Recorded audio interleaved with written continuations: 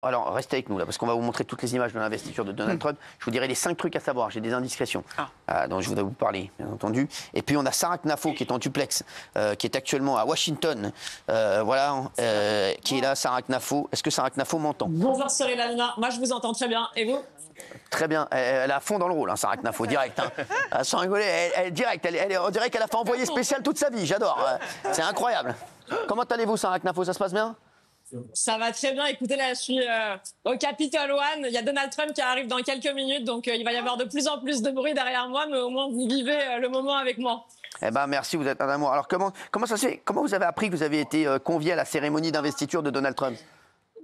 J'ai reçu un message sur WhatsApp, si vous voulez tout savoir, d'un de mes amis qui s'appelle Jacob Elberg et qui est ministre de l'économie et de l'énergie. Donc, il est devenu ministre aujourd'hui à midi. Et c'est lui qui m'a annoncé que l'administration Trump nous invitait avec Éric Zemmour. Très bien. Comment ça va, Éric est heureux? Il est bien? Il est content? Franchement, tout le monde est heureux parce que ce qu'on voit ici, notre espoir, c'est que ça arrive demain en France. Et je pense que vous l'avez senti, si vous avez vu un peu le discours de Donald Trump, on voit ce que c'est quand un peuple soudain se met à espérer, quand un peuple décide de se libérer lui-même. Et franchement, c'est magnifique à voir. Il y a un grand vent de liberté qui souffle sur les États-Unis. J'espère que demain, ce sera le même qui soufflera en France. Et en tout cas, je suis assez fière qu'on soit ici et qu'on en soit, nous, chez Reconquête, les représentants français. C'est vous, pour vous, c'est qui le représentant, le pendant de Donald Trump en France? C'est vous? C'est Éric Zemmour? C'est qui? Je pense que c'est clair quand vous regardez à quel politique français Donald Trump a parlé. Vous voyez Éric Zemmour en 2022. Ils ont eu un appel téléphonique. Pour le coup, vraiment passionnant parce qu'il y avait toute la suite de l'histoire qui était déjà dans cet appel. À ce moment-là, Donald Trump était vraiment au fond du trou. Tout le monde disait il est mort politiquement, il s'en relèvera jamais, il gagnera jamais, il remportera même pas la primaire des Républicains. Et à ce moment-là, Trump appelle Éric Zemmour pendant pleine campagne présidentielle de 2022 et il lui dit vous savez, les journalistes, les médias, les humoristes, vous parlez des humoristes, diront de vous que vous êtes trop brutal. Ils se moqueront de vous, ils diront que vos mesures sont pas réalistes, que vous êtes radical. Ne changez rien. Si vous restez droit, y compris dans la tempête, le peuple, lui, vous sera reconnaissant. Les médias vont dire que c'est une faiblesse, mais le peuple pensera que c'est une force. On connaît la suite de l'histoire pour Donald Trump. J'espère que les Français auront la même chance que les Américains ici. Sarah Knafo, vous allez le voir, Donald Trump? Vous l'avez déjà vu? Vous allez le voir? Vous allez lui parler ou pas du tout? Là, je vais le voir dans quelques minutes. Alors, je ne sais pas si je vais pouvoir lui parler. Vous savez qu'avec les tentatives d'assassinat, il a un secret service, donc son service de sécurité qui est particulièrement oppressant autour de lui. Mais en tout cas, dans quelques minutes, il arrive. Et Elon Musk, vous l'avez vu ou pas? Elon Musk, hier j'étais à la soirée de X Twitter, donc bientôt je raconterai un peu le voyage parce que j'ai vu pas mal de monde, j'ai vu pas mal de choses, j'ai appris beaucoup pour la France. Là peut-être que vous avez vu aussi ce qu'ils sont en train de faire dès le premier jour. Donald Trump, dès son discours, il a dit voilà ma première décision aujourd'hui. Il va signer 30 décrets. D'ailleurs, c'est juste derrière moi. Là, ça fait un peu envoyé spécial ce que je suis en train de faire, mais c'est juste derrière moi qu'il va signer sur le bureau les 30 décrets qu'il a promis. Donc, la première, c'est de, évidemment, fermer les frontières. Quand il a dit ça, tout le monde s'est levé dans la salle, tellement les gens attendent cette protection de leur territoire. Nous aussi, on devrait le faire, alors que tout le monde nous fait croire que c'est impossible. Il a dit aussi qu'il protégerait la liberté d'expression, et donc je vous réponds sur Elon Musk. C'est un sujet majeur. On voit qu'en France et en Europe, qui est pourtant le continent qui a inventé la notion de liberté d'expression, on en vient à des absurdités comme monsieur Thierry Breton qui parle de demain bannir un réseau social, qui nous parle d'annuler des élections parce que le peuple ne vote pas dans le sens que voudrait monsieur Breton. Et pendant que monsieur Breton nous parle d'ingérence américaine, on apprend qu'il était en train de négocier son pantouflage à la Bank of America. Ça, c'est honteux. C'est des choses qu'on veut plus voir du tout chez nous. Et j'avoue que ce vent de libération, je suis pressée qu'il arrive chez nous. On fera tout pour. Sarah Knafo, c'est qui votre Elon Musk à vous, Éric Zemmour, c'est qui? C'est qui? Notre Elon Musk? Franchement, je dirais qu'on en a plusieurs. J'attends la prochaine campagne présidentielle pour montrer. Mais il y a beaucoup de. Si vous voulez, chez Reconquête, on est aussi le parti des ingénieurs. Il y a beaucoup de monde qui nous entoure et qui sont vraiment très forts, soit dans la tech, soit dans l'IA.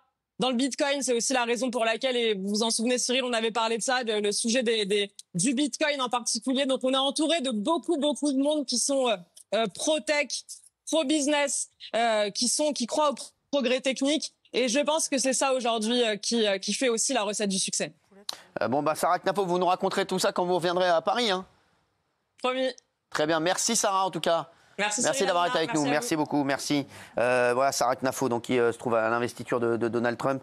La cérémonie est retransmise. Voilà, elle peut accueillir 20 000 personnes. Il y a le traditionnel défilé sur le mall enneigé, donc sera déplacé. À 15h58, Donald Trump est arrivé à la Maison-Blanche pour s'entretenir avec Joe Biden. Regardez.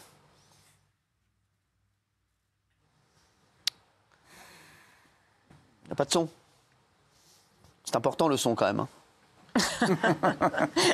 C'est pas nul les trucs avec du son, je vous le dis tout de suite. On peut faire le bruitage éventuellement. C'est pas dénué de sens le son, c'est pas mal. Ah, voilà Mélania. Ah, Mélania. Waouh. Une héroïne Hitchcockienne. Ah oui, c'est un peu noir. Ouais. C'est trop noir. Magnifique. Ouais, non, mais c'est elle est super. Ah, c'est un délire. On dirait un film Hitchcock. C'est un enterrement. Ouais. Bah, Il est chaleureux. Biden, Je trouve. Ils sont chaleureux. On nous entend quand on Par parle. contre, il y a du vent. Et après, Quoi ? On nous entend. Oui, je crois. Par contre, il y a du vent. Il y a du vent par contre. Ouais.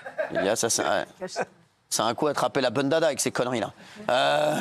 Non mais c'est vrai, ça je connais ça.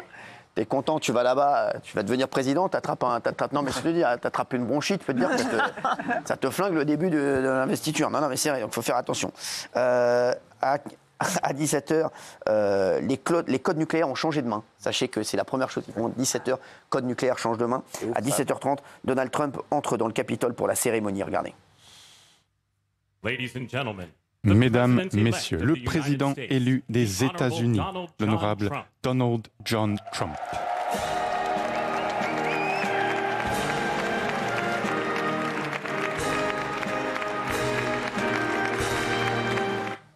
Là, il vient de serrer la main de Josiane Zerbib. On connaît bien. Voilà, qu'on embrasse. En 2016, l'investiture de Donald Trump avait été boycottée en masse, mais cette fois, il y avait plus de monde. D'ailleurs, tous les anciens présidents étaient là. Regardez.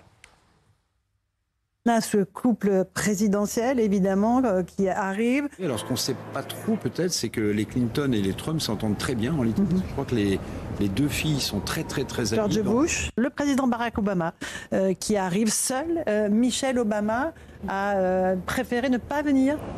Harris, qui évidemment peine à masquer sa déception depuis l'élection de Donald Trump au mois de novembre. Kamala Harris, ça fait 3 mois qu'elle est en rasera. Sans rigoler, c'est un truc de fou. J'ai jamais vu ça de ma vie. Elle est en énorme rasera, Kamala Harris. Elle est pas bien. Elle a le masque sur le visage. Ouais, c'est insupportable. Pour elle, c'est impossible de digérer ça. Elle s'en remettra politiquement jamais. Et même personnellement non plus.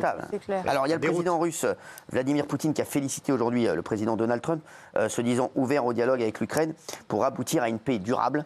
Vladimir Poutine n'était pas présent à l'investiture, mais Zelensky, qui a pourtant demandé 3 fois d'être présent à l'investiture, sans succès, puisque Donald Trump ne l'a pas invité. Les seules personnalités politiques qu'il a invitées, c'est Giorgia Meloni, la présidente du Conseil italien, Nigel Farage, le membre du Parlement du Royaume-Uni, Éric Zemmour, Marion Maréchal. Non, il y a également le président argentin. Entendu, voilà, Milei. Donc voilà, il n'a pas invité. Alors, ils n'invitent pas de président, normalement, sachez-le, à ses investitures. Mais voilà, les seuls qu'il a invités, on voit, et comme je l'ai dit depuis le début, j'ai dit Giorgia Meloni fait partie des proches maintenant de Donald Trump.